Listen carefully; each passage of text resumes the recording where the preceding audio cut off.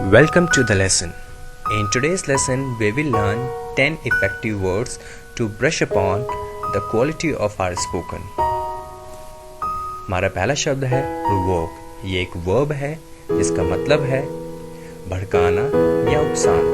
In English, to aggravate or to make angry. आप मुझे उसके खिलाफ मत भड़काएं. Don't provoke me against him. जानवर तब तक नहीं मारते जब तक उन्हें उकसाया ना जाए. The animals don't attack unless provoked. लोगों को एक दूसरे के खिलाफ उकसाया गया.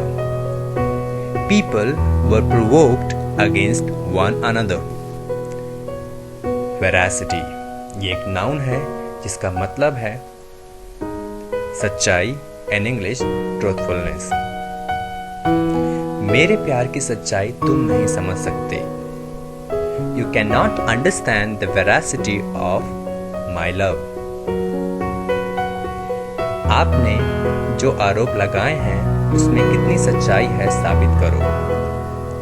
Prove the veracity of your allegation. यह allegation का मतलब है आरोप लगाना. दुनिया की सच्चाई कोई नहीं समझ सकता है. Nobody can understand the veracity of world. Next word है so as to. ये कंजक्शन है जिसका यूज दो सेंटेंसेस को कनेक्ट करने के लिए किया जाता है. इसका मतलब है ताकि. In English, so that or in order to. मैंने अच्छी पढ़ाई की ताकि अच्छे अंक ला सकूं. I studied well so as to score good. In another sentence is I studied well in order to score good. मैंने उसे मारा ताकि मैं खुद को बचा सकूं. I killed him so as to save myself. Another sentence is I killed him in order to save myself. यहाँ दोनों sentences का मतलब सेम है.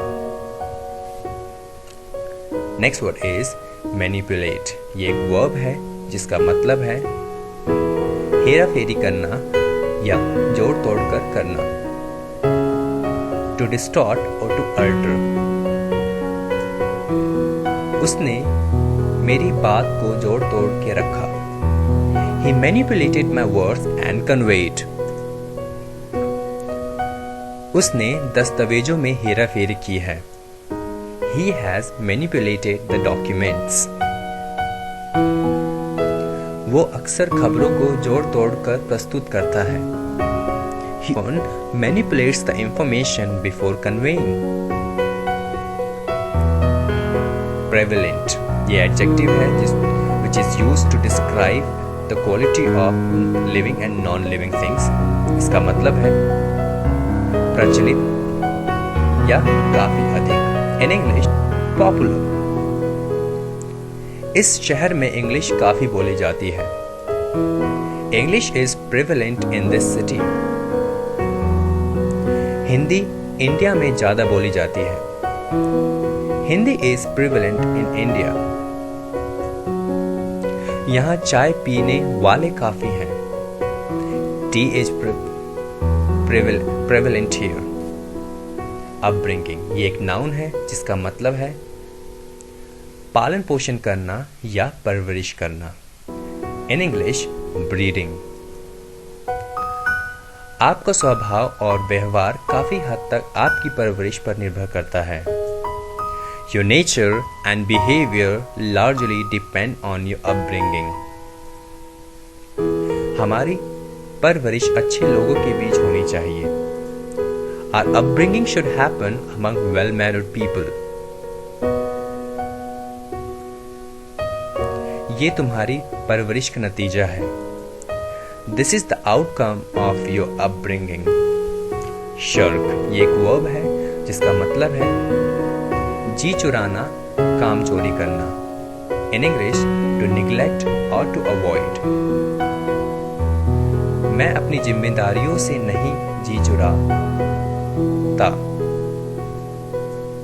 I never shirk my responsibilities.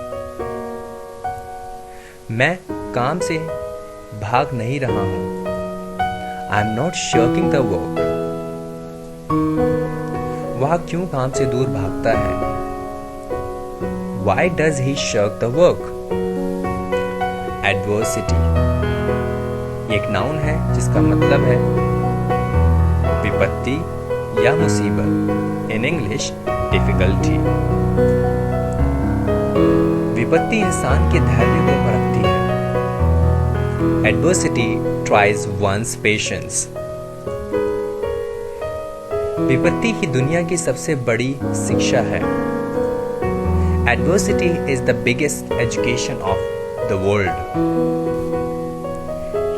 Strive ये एक वर्ब है जिसका मतलब है कठिन प्रयास करना।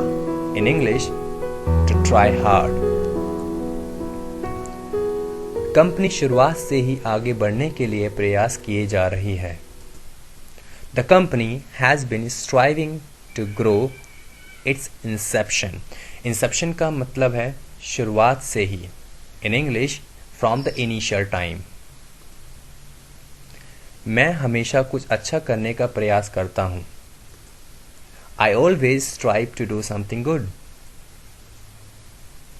मैं हमेशा अच्छे अंक लाने का प्रयास करता हूं। I always strive to score good. Look forward to इसका मतलब है उम्मीद करना, खुशी से प्रतीक्षा करना। In English, to want. मैं आपसे मिलने का बेसब्री से इंतजार कर रहा हूं। I am looking forward to meet you. मैं आपका जवाब सुनना चाहूंगा या सुनना पसंद करूंगा। I will be looking forward to listen to your response. आप इस प्रॉपर्टी को खरीदने की उम्मीद कर सकते हैं। You can look forward to buying this property. Thank you so much for watching my video. Please subscribe my channel and comment my channel if you like the video or if you got benefited. Please share your feedback also so that I can brush upon the quality of my video. Thank you.